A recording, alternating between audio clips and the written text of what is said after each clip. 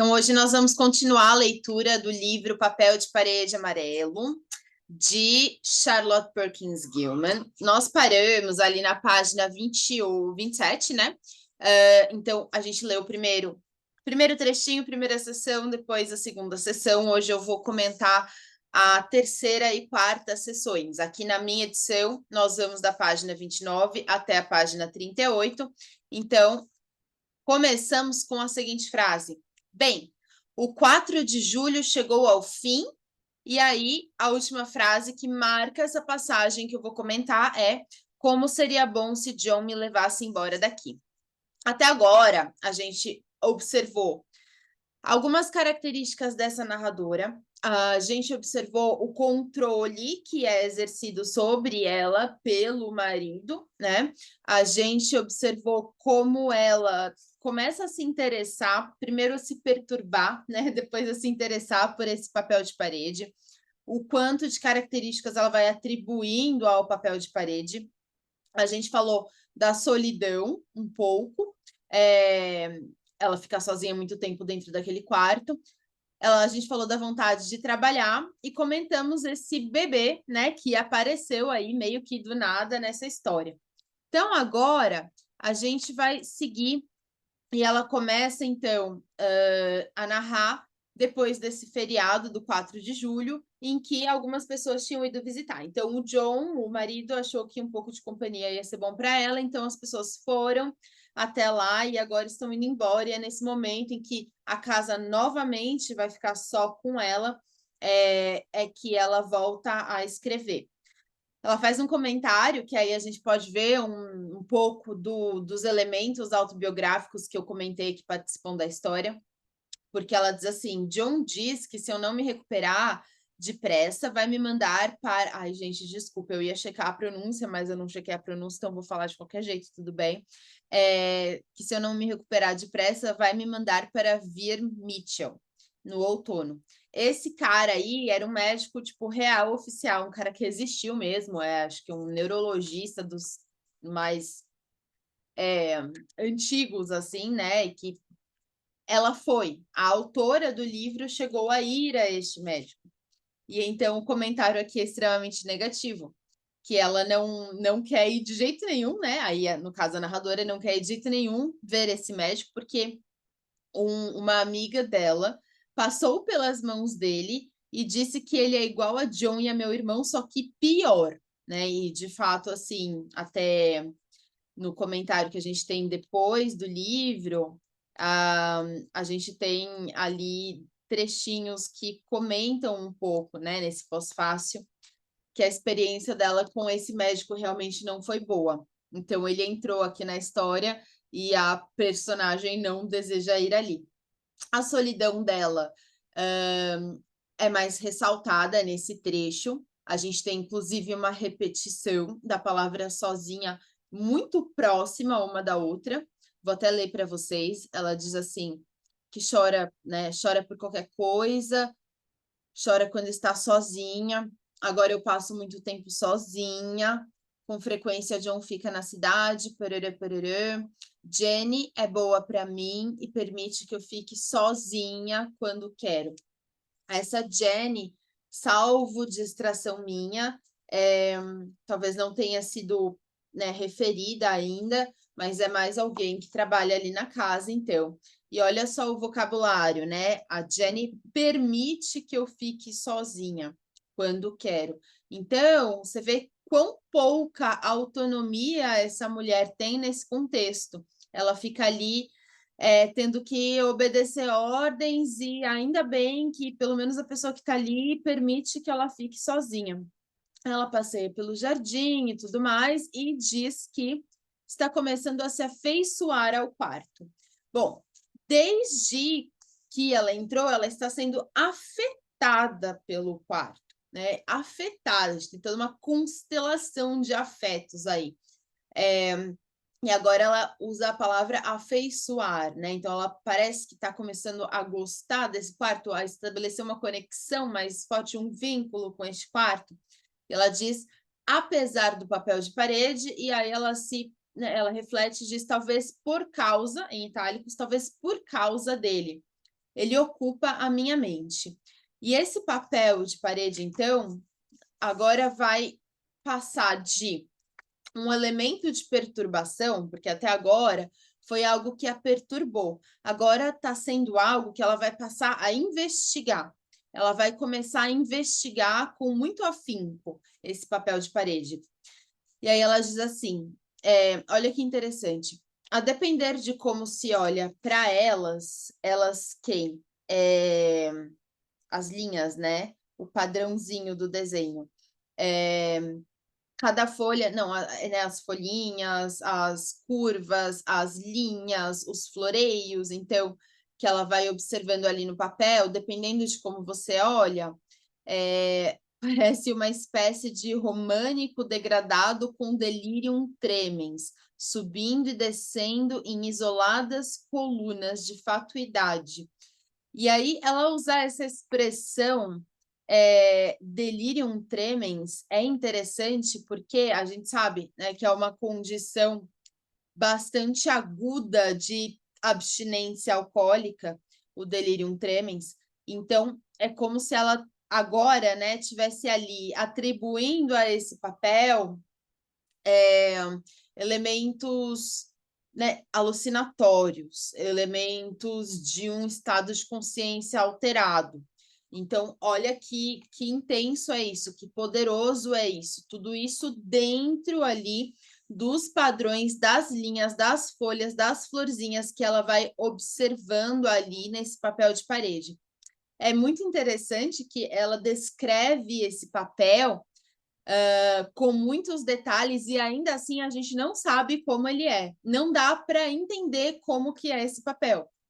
Bom, então ela segue lá observando esse papel e isso ela diz que os desenhos grotescos e intermináveis parecem formar-se em torno de um centro comum e precipitar-se em mergulhos de cabeça igualmente perturbados.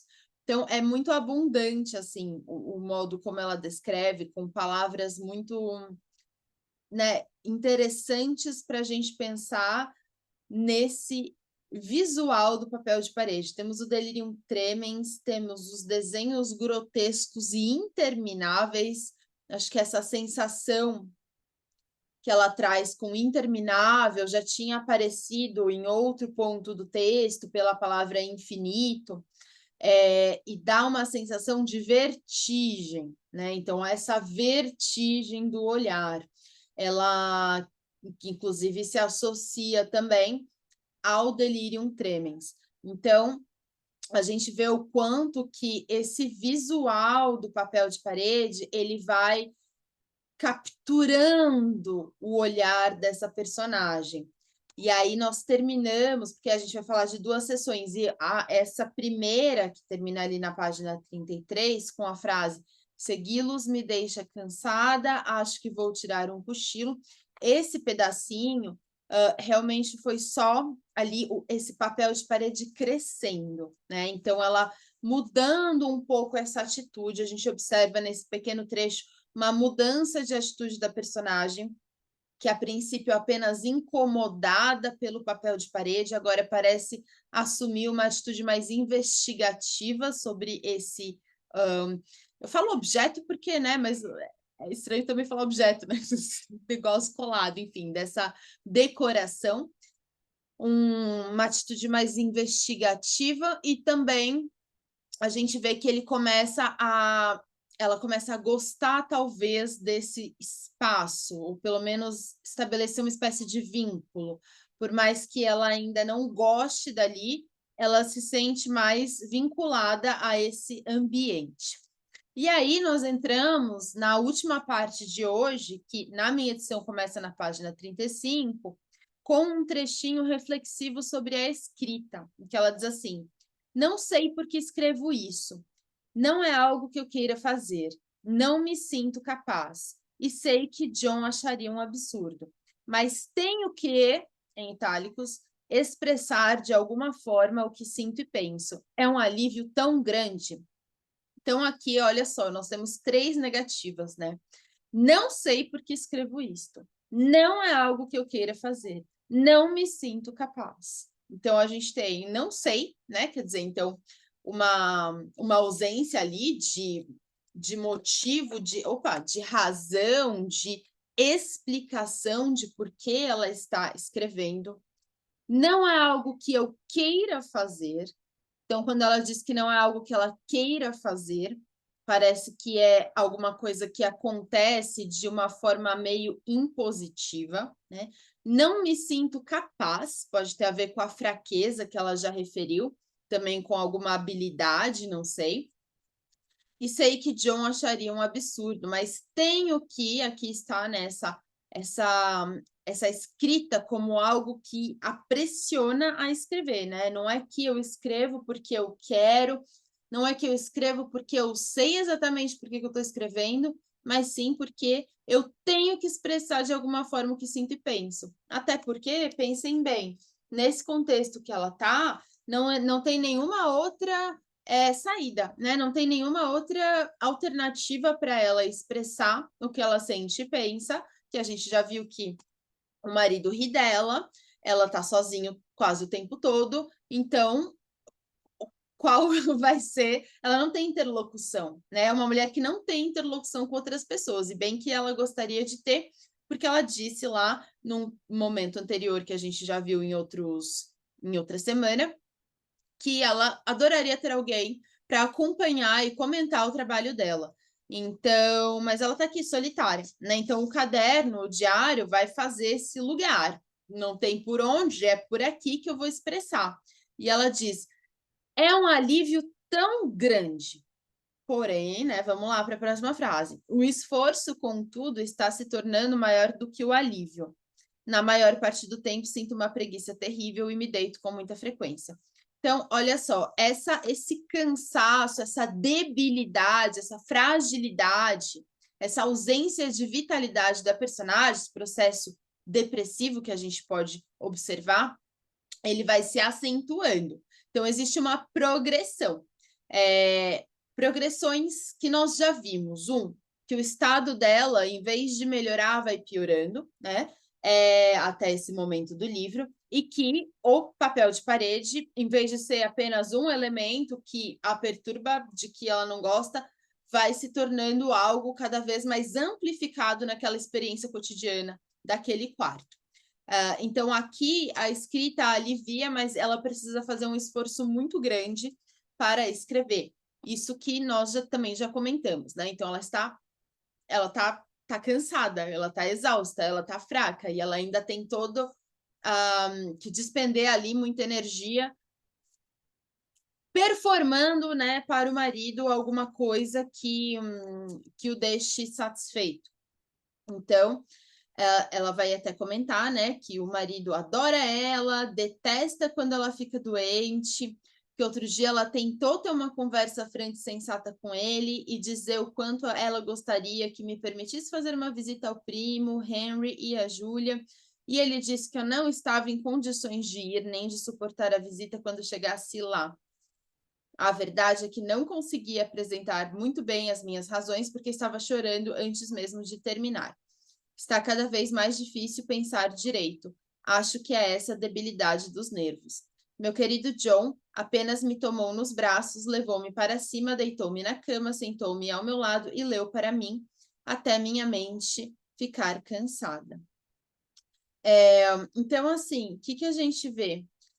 Aquela ambivalência que ela tem, ou aquela percepção de que o casamento, o marido é bom e ao mesmo tempo talvez não seja tão bom assim, se mantém. Mas veja como isso, para a própria personagem, não é claro. Não tem aí, nesse momento da narrativa, uma transparência. É importante que a gente consiga deduzir isso, né, a partir do modo como ela narra. A gente percebe que a situação não é favorável para ela.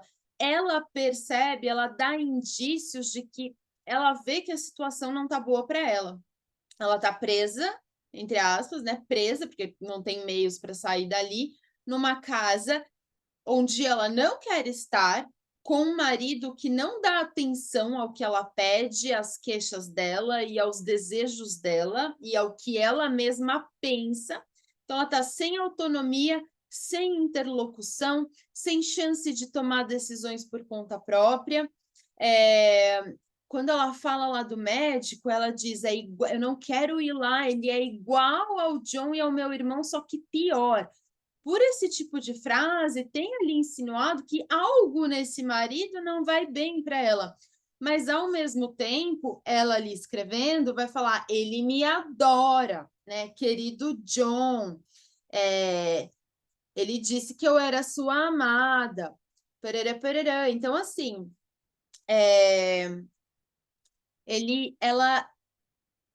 ela não sabe, ela não veio isso, não está totalmente nítido para ela, não está disponível para a consciência dela que essas atitudes do marido, na verdade, né, estão agindo ali no sentido de exercer mais controle sobre essa mulher e, na verdade, estão piorando, né, as circunstâncias dela, a condição dela, porque ela não é ouvida, eles não conseguem conversar, ela não pode visitar os primos, ela não pode cuidar do bebê dela. Inclusive, ela comenta, né, que o consolo dela é que ela esteja ocupando o quarto e o bebê não tenha que ocupar aquele quarto, porque afinal de contas ela pode suportar o quarto melhor do que o bebê. Então, mas ela vai e vem, né, tem essa alternância, ao mesmo tempo em que ela percebe, ela não se dá conta totalmente dessa situação. E essa situação é mais comum do que nem sei fazer comparações, assim, é muito comum, né, que a pessoa numa situação que não está boa para ela, que tem muita negatividade, então não pode trabalhar, não pode conversar, não é ouvida, não pode visitar, não pode sair, não pode escrever, não pode fazer nada. E ainda assim o marido é tipo, meu, tadinho, ele tá cuidando de mim, né? Tadinho, ele, nossa, coitado que ele tem que cuidar de mim porque eu virei um fardo, eu sou um fardo para ele. Mas isso não aparece na consciência da personagem, a gente sabe porque não aparece no texto, não aparece na forma como ela coloca a questão, de ela pensar assim, acho que o John talvez, né, esteja exagerando. Ela não traz isso dessa forma, então a gente entende que essa ambivalência dela é muito angustiante, porque não está ali disponível a razão. Ela não consegue falar sobre isso que ela sente, até porque talvez ela mesma esteja extremamente confusa, né? E aí ela volta a falar desse papel de parede. Ela diz assim: há coisas nesse papel que só eu sei, que ninguém mais virá a saber. Então, aqui, ó, a gente pode pensar, bom, tem alguma coisa que é de uma comunicação íntima que ela está estabelecendo com esse papel de parede. Então, talvez uma posição privilegiada diante deste papel de parede, estabelecendo esse vínculo com esse papel de parede.